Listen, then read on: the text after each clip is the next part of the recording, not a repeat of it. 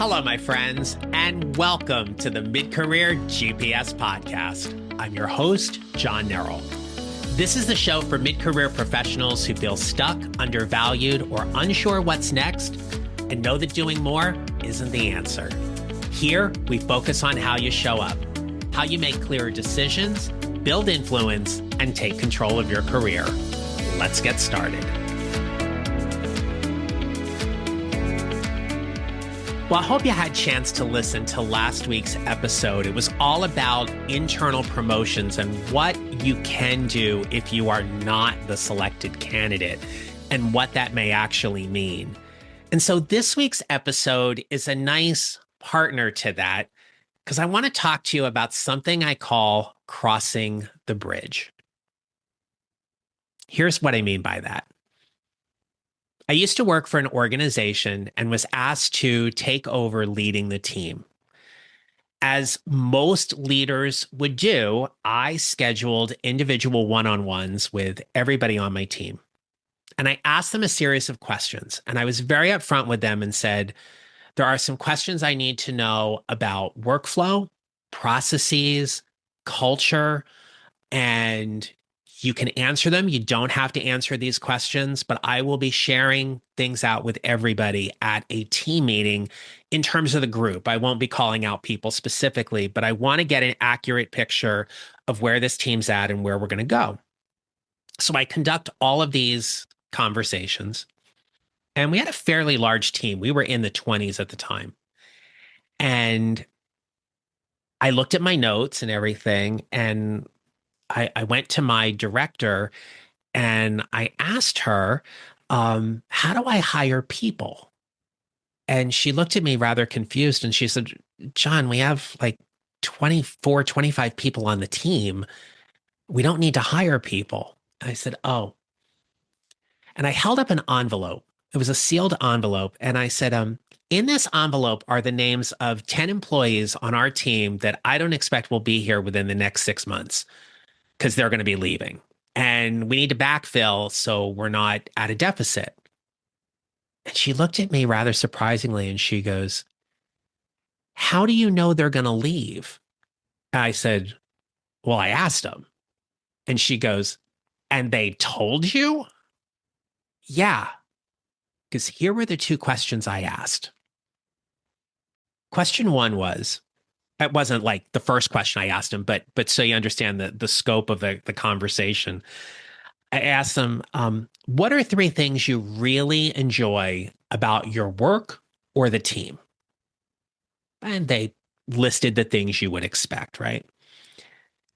And then I asked them, what is one thing that is currently happening on this team or with your work that would give you cause, reason, or concern to consider leaving or going elsewhere? And the answers I got were eye-opening. In fact, it was some of the best data I had gotten to figure out how to fix the team, basically.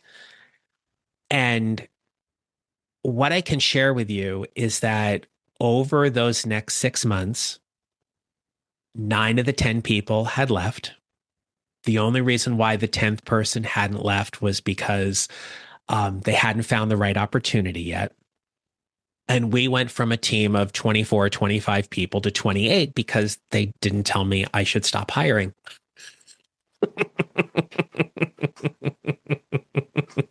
I do love that moment. I just kept hiring people. Someone finally came to me and they go, you can't hire anymore. So, oh, okay. All right, fine. But I always look back on that, and there were other conversations I had in different organizations as well. But I often described it as I knew someone crossed the bridge because there was something going on with them that they were so unhappy or resentful about that their next move was for them to go. I refer to this as crossing the bridge because there was something going on with them that they were so unhappy about their job, their situation, their assignment, that there was really nothing else we could do. There was no opportunity to counter. There was no proposal we could have made because they were just done, right? They're looking for another job. And we can relate to that because we ourselves have all been there. It is that moment when we have mentally and emotionally left the organization long before we have physically left. So what happens? What happens to the employee who knows it's time to go? And what happens to the leader who has to recognize when it's time to let a good employee move on? When I'm working with my private coaching clients and we talk about optimizing their LinkedIn profile, and it'll be something as simple, quote unquote, as changing their headline. Okay. And sometimes they'll express that they're afraid to go ahead and do that because they don't want their boss, their leadership to know that they're looking. It's like, why are you looking? You're just optimizing your profile. Well, but that means I'm going to be leaving.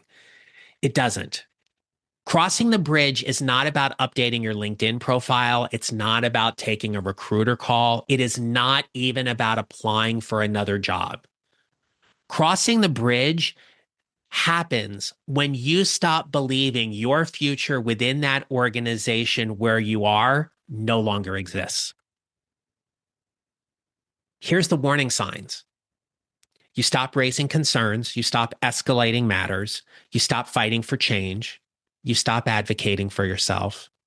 You have become emotionally detached, almost sterile in the sense of things just kind of bump off you and they don't affect you anymore. You begin imagining yourself somewhere else. People don't leave when they're frustrated. People leave when they lose hope. That's the distinction. And when employees are frustrated, you will see them fight to make things better. When employees feel hopeless, they don't. The fight's gone. So, from the employee perspective, okay, people will cross that bridge when they've stopped growing, when they've been overlooked repeatedly for projects or promotions. At some point, the message gets really clear for them, which is I may be valued here, I may be appreciated, but I'm not going to advance. They cross the bridge when trust has been broken, when there have been broken promises, leadership changes, organizational policies change, there's a lack of transparency. They no longer see alignment. The company heads in one direction and you're going in another. If you've ever sat in a conference room and in the conference room, you've got these big placards or posters that talk about, the mission, the vision, the purpose of the organization. And I would walk into a conference room like that and I'd go, are we doing any of this today? Is this why we're here? Let's get back to center on this. For employees, if you're thinking about leaving your job, I want you to ask yourself these questions. Have you clearly communicated what you need to your leadership? Have you had the intentional conversation to get the information you need to make a clear and clean decision about your next steps? Have you advocated for yourself? Have you said words like, I want this? Have you explored alternatives inside the organization to see where there may be a better fit? Sometimes people think they've already crossed the bridge and it's time to leave, when actually what they have done is they've just avoided having a difficult conversation. You have to get the information you need first. And once you have done those things and nothing changes, leaving isn't quitting. Leaving is choosing yourself. Now, let's flip it. On the leadership side, what I have seen is that the mistake leaders often make is they start paying attention when the resignation happens. The best leaders, the leaders who are truly in tune with their team, pay attention months before it happens. They notice their team members withdrawing from meetings. There's reduced engagement. There's fewer ideas, less creativity, less initiative. And there's an increased interest in external opportunities that they may not necessarily see. But what I want you to be aware of, especially if you are in a management or leadership type role, is that by the time the top performer on your team hands you their resignation letter, the conversation you're having is probably 6 months too late. The immediate reaction is to go, we got to counter. We have to give them something. Okay. And leaders often think that if we just throw them more money, it's going to make them happy. It only makes them happy if that employee values the money enough for them to stay. Because what does the counter do? The counter offer or the counter proposal here is to do something to entice them to stay based on what it is they value. Is it money? Is it bonus structure? Is it time off? Is it comp time? Like what is the thing that they need that you think, oh my gosh, I can just keep them here if I give them this. It only matters if that's something they value. The reality is what the employee wanted all along was they wanted growth, they wanted opportunity, they wanted recognition, they wanted visibility, they wanted to be developed, and they wanted to be trusted. We know money isn't the primary driver. Money is like the Band-Aid. And in an economy like we are in right now, money could be absolutely the Band-Aid you're looking for. But as a leader, sometimes your job is not to retain someone. Sometimes your job is to help them leave as well. That can be uncomfortable. We never want to say to an employee, you should leave. But we can have a coaching conversation with them to get them to the place where they recognize that maybe there are better options outside of that organization. As a leader, you do not own your employees. They are not beholden to you to stay there for as long as you're there. As I said in last week's episode, there's an even exchange after every 2 weeks. They work, you pay them. That's it. You should be honored to have an opportunity to lead the people on your team that you do right now. There are no givens.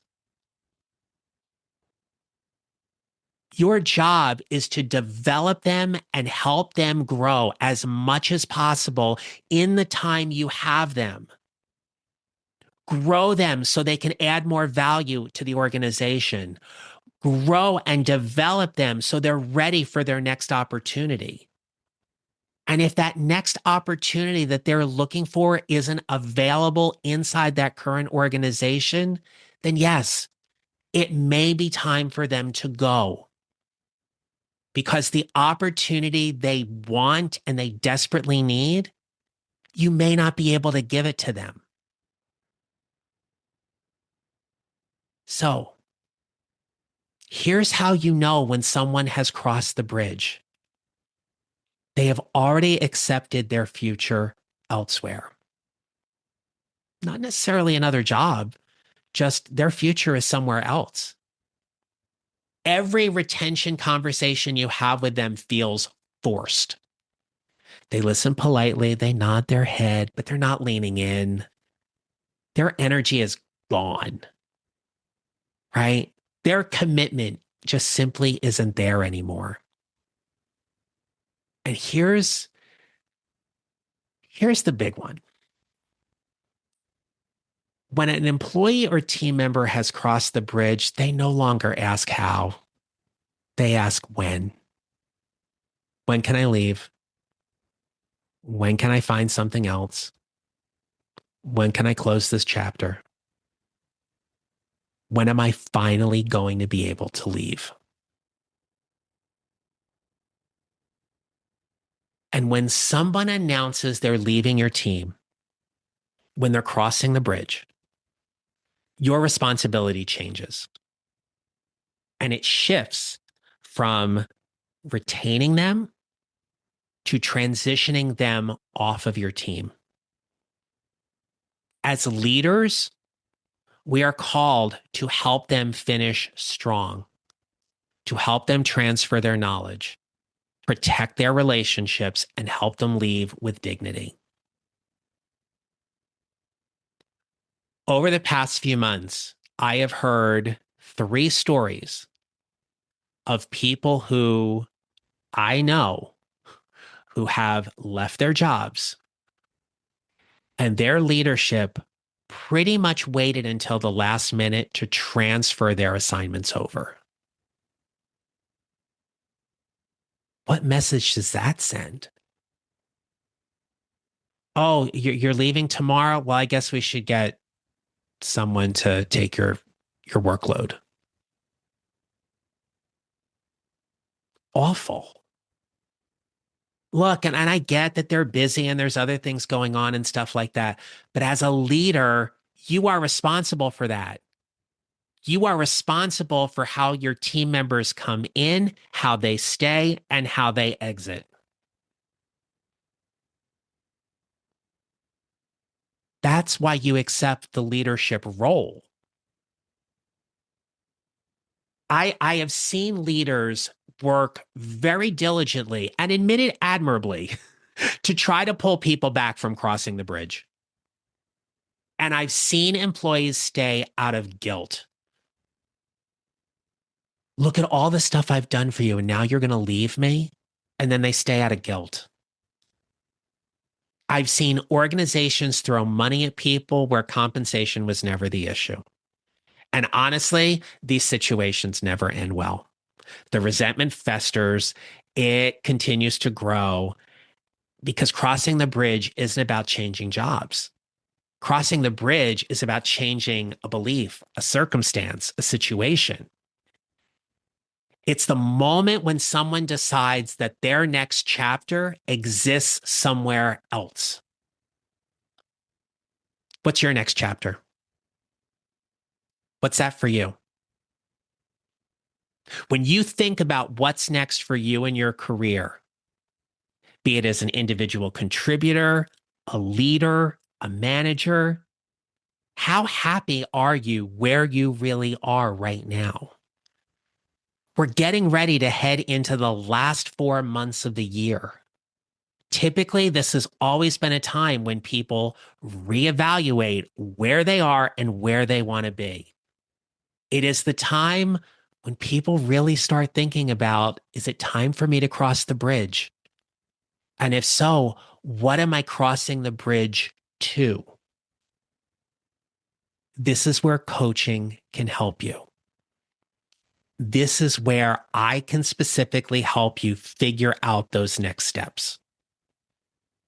Now, if you're interested in working with me, there's a couple of ways we can do that. One is we can work privately. You can go to my website, johnnarrell.com. There is a tab up there that says work with me. You can learn all about how my private coaching package, what that entails. You fill out a form and we can essentially set up a phone call to talk about how great of a fit we are for coaching. Happy to do that. The second way is you can come in my monthly membership. It's called the Show Up Leadership Lab. It is where every single week people are figuring out what their next move is going to be. You do it in a group setting with a group of people and you figure out what those next steps are going to be. Because ultimately, here's the thing. If you are thinking about crossing the bridge, whether you want to work in a group or you want to work privately, if you're crossing the bridge, you have to cross the bridge to something. That is where I get to help you as your coach.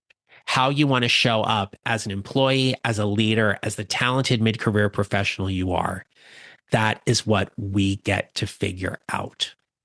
So go to my website, johnneral.com, JOHNNERAL.com. Information's right there at the website for you to work with me and learn more about the Show Up Leadership Lab. Okay? Until next time, my friends, stay safe, be well, and remember this. You will build your mid-career GPS 1 mile or 1 step at a time, and how you show up matters. Make it a great rest of your day.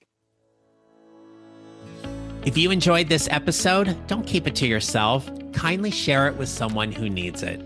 And if you're tired of feeling stuck, overlooked, or underutilized in your career, go to my website, johnneral.com, to get started. There you'll find free resources, ways to work with me, and details about the Show Up Leadership Lab, my signature membership for mid-career professionals who want to lead better, get noticed, and elevate their career. All the links are in the show notes. You can grab what you need right there. Feel free to connect with me on LinkedIn. And if you're getting value from the show, take 30 seconds to leave a rating and review on your favorite podcast platform. Remember, how you show up matters, and I'll see you next time.